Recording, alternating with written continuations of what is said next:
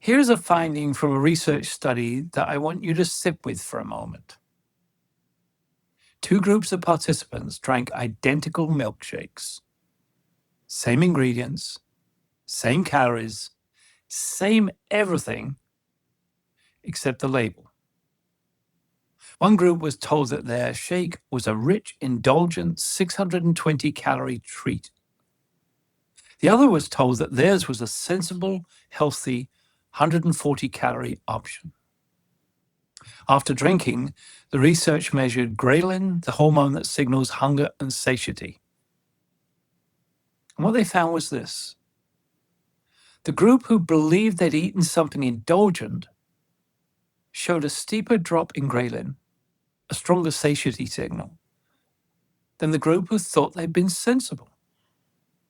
The body responded to what the mind believed it had consumed, not to what it actually had consumed.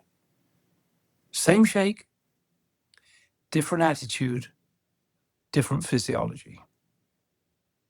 Now, I'm not about to tell you that attitude is magic, or that positive thinking will solve your problems, or that you can think your way to health and success.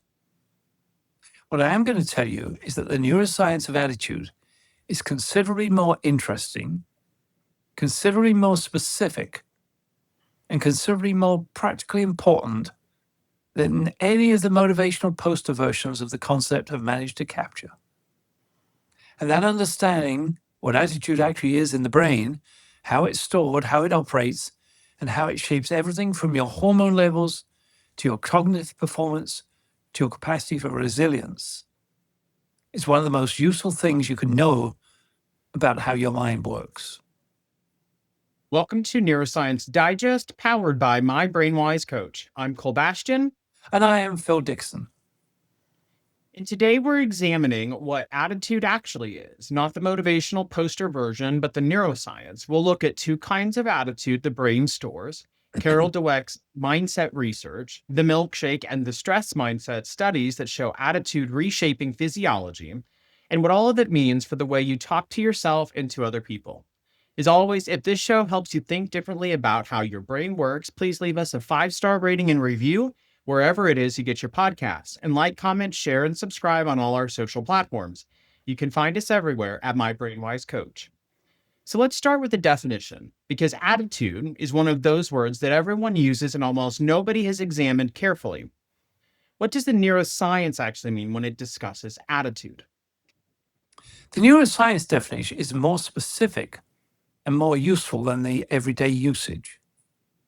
An attitude, in the research literature, is a learned evaluative association, a positive or negative orientation towards a person, object, situation, or concept that the brain has built from experience and that shapes how it processes new information related to that thing.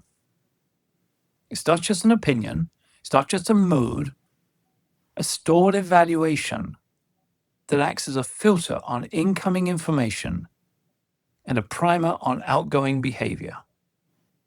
Brain stores two kinds, and this is the distinction that makes the whole field practically interesting rather than just definitionally tidy. Explicit attitudes are the evaluations you can consciously access and articulate. You know what you think, you can tell someone. They live primarily in the prefrontal cortex, and they are available to deliberate reasoning and deliberate change. Implicit attitudes are the automatic, below-conscious evaluations that the brain fires before deliberate reasoning has had time to engage. They live primarily in the amygdala and the basal ganglia, older, faster, more automatic structures, and they shape judgments and behaviors before the conscious mind has been consulted. And one of the problematic issues is that the two of them can conflict consistently, measurably, and with significant practical consequences. The Implicit Association Test, or IAT research, developed by Greenwald and Banaji at Harvard, has documented this with considerable rigor over the last 30 years.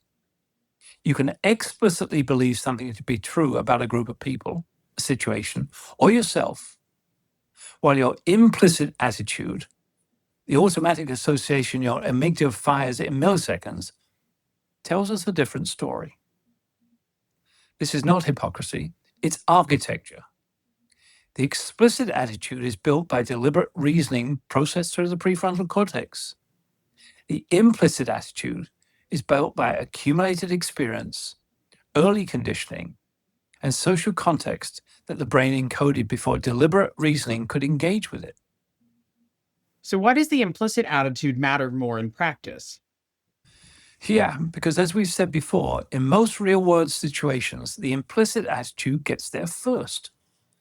The amygdala fires in milliseconds. The prefrontal cortex takes considerably longer to engage. In the gap between the automatic evaluation and the deliberate one, behavior is already being shaped. The way you greet somebody, the micro-expression on your face, the slight hesitation before you answer. These are implicit attitudes at work. And because they operate below conscious awareness, they are not subject to the ordinary mechanisms of deliberate self-correction. You cannot simply decide to change your implicit attitude the way you can decide to update a stated opinion. The change requires the kind of repeated, experiential learning that builds new automatic associations over time. Which is where the connection to the PTP becomes direct. The personal threat profile is, in significant part, a map of implicit attitudes: the protective sensitivity, the participation sensitivity, and the prediction sensitivity. These are not just cognitive preferences. They're the brain's automatic evaluative dispositions towards specific categories of experience. The person with a highly sensitive prediction driver has an implicit attitude towards situations involving social judgment that is calibrated toward threat. The amygdala fires before deliberate reasoning can engage. The evaluation is already negative, and the behavior is already being shaped toward avoidance or defense. Knowing the profile is the beginning of bringing the implicit into the explicit. So let's go to Carol Dweck. Her mindset research is probably the most widely discussed application of attitude in contemporary psychology. But I want to make sure that we're connecting it to the neuroscience rather than just describing the concept. And the connection is precise and, for a nerd like me, genuinely interesting. Dweck's distinction between a fixed mindset and a growth mindset is, at the neurological level, a distinction between two different implicit attitudes towards the meaning of effort and failure. The fixed mindset person has an implicit attitude that says, effort is what you do when you lack ability, and failure is evidence of inadequacy. These are not just beliefs they have to reason their way to. They are automatic evaluations that fire a response to challenge, difficulty, and the possibility of failure. And they shape behavior before deliberate reasoning can intervene. The brain imaging work confirms this. The EEG studies by Jason Moser and colleagues are particularly instructive. They measured brain responses to errors in people with fixed versus growth mindsets. When fixed mindset participants made an error, their brain showed a strong initial error signal, the PE, which reflects conscious attention to the mistake, followed by relatively little subsequent engagement. The brain registered the error, and then the fixed mindset's implicit attitude took over.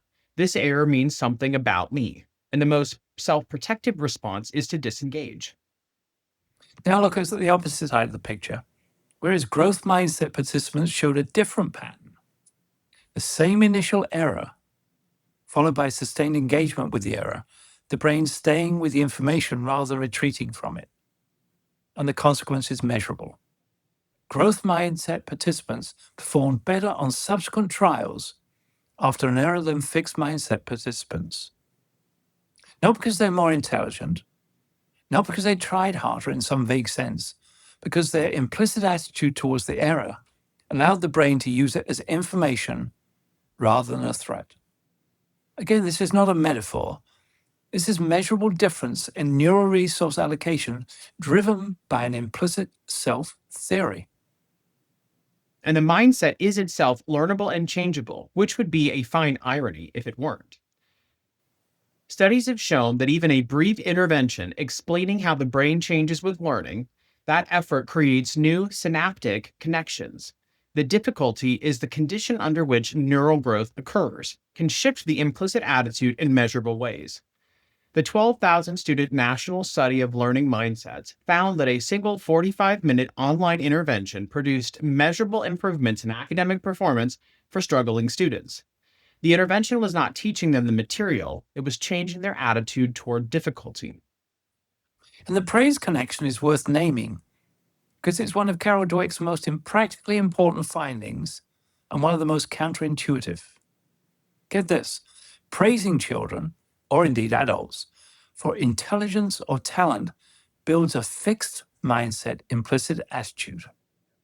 You are good at this, which means your performance is evidence of a fixed quality, which means difficulty threatens the narrative. Praising the process, the effort, the strategy, the specific thing they did that produced the result, builds a growth mindset, implicit attitude. Your actions produce this outcome, which means your actions are the mechanism of improvement. Language of how we respond to other people's performance is building their implicit attitude architecture. This is not a trivial responsibility. Now to the finding that you opened with, Aaliyah Crumb's Milkshake study. So give us the full picture. Aaliyah Crumb is a psychologist at Stanford who studies what she calls mindsets in the sense of attitudes towards specific domains of experience. The Milkshake study was published in 2011. Participants drank a 380-calorie milkshake on 2 separate occasions. On one occasion, it was labeled as a 620-calorie indulgent treat. On the other, it was labeled as a full 140-calorie sensible option. After each drink, the researchers measured Ghrelin, the hunger hormone, which drops when you feel satisfied. When participants believed they had consumed the indulgent shake, their Ghrelin dropped significantly more steeply than when believed they had consumed the sensible one. The body's satiety response was modulated by the mind's attitude toward what had been consumed. What's the mechanism behind this? We've talked a lot about the brain being a predictive problem solver, and that it's the brain's predictive processing mechanism that's underneath it all. The prefrontal cortex maintains active predictions about what incoming experience will produce. And those predictions, when they're strong, shape downstream physiological responses before the actual experience has been processed. When you believe you consume something rich and satisfying, the brain sends predictive signals to the body's satiety systems that begin modulating the hormonal response before the nutritional processing is even complete. The attitude is being used by the brain as a prior that shapes the physiological reality, not metaphorically, hormonally and measurably. Then there's the stress mindset research, which I think is the one most relevant for leaders and coaches. It's the one I find most important. Crum and colleagues assigned employees at a financial institution to one of 3 conditions. One group watched a video presenting stress as debilitating, the message most people have absorbed from public health communication. A second group watched a video presenting stress as enhancing, that the physiological arousal of stress can sharpen attention, improve performance, and drive growth. A third group received no intervention. The group with stress as enhancing attitude showed lower cortisol, better performance, and greater openness to feedback than the group with the stress as debilitating attitude, despite being in the same objectively stressful environment. So the attitude toward the stress was changing the physiological response to it. Same stressor, different attitude, different cortisol. And this connects directly to everything we said in the anticipatory stress episode about Sapolsky's zebras, but with an important addition. Yeah, the zebra cannot choose an attitude towards the lion. We can choose an attitude towards the pressures we face, not through wishful thinking or denial, through the specific evidence-grounded reframe that Crumb's research demonstrates, acknowledging that the arousal of stress, properly understood, is not a signal of damage, but a signal of mobilization. The body preparing to meet a challenge. That reframe, held genuinely, changes the downstream physiology. And it connects to the willpower research too. The Job Dweck Walton work found that people who hold a non-limited theory of willpower, whose attitude is that self-control is not inherently depleting, show little or no ego depletion effect. Same cognitive effort, different attitude toward it, different physiological outcome. Placebo and nocebo effects are the most extreme demonstrations of this. So, Phil, give us the precise neuroscience. The placebo effect has often been dismissed as just expectation, as if expectation were a minor mechanism. The neuroscience shows it's neither. Placebo analgesia, genuine pain relief produced by the expectation that a treatment will relieve pain, activates the endogenous opioid system. Real opioids are released in the brain in response to the attitude that relief is coming. This has been demonstrated by administering naloxone, an opioid blocker, which eliminates the placebo analgesia effect. The mechanism is not suggestion, not distraction, not self-deception. It's the prefrontal cortex predictive processing system using the attitude toward the treatment as a prior that activates genuine downstream neurochemical processes. And the nocebo is the same mechanism running in reverse. Negative physiological outcomes produced by negative expectations. The attitude that harm is coming activates physiological responses that produce harm. Patients informed that a procedure will be painful experience more pain than those given neutral information, not because the first group is weaker, but because the nocebo mechanism has primed their pain processing systems with a negative prior. There are documented cases of people experiencing genuine symptoms from medications they were told were causing those symptoms, even when the medications were placebos. And the practical implication for how leaders and coaches communicate is significant and very specific. Every time a leader tells a team that the upcoming period is going to be brutal and exhausting, they're potentially activating a nocebo response that makes the period, guess what, more brutal than it needed to be.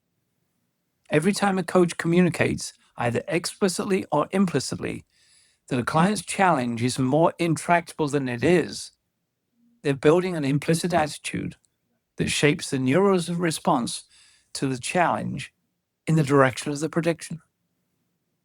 The language with which we frame difficulty is not just descriptive. It is to a measurable degree generative. Words build attitudes. Attitudes share physiology. Physiology shapes outcome. The chain is real.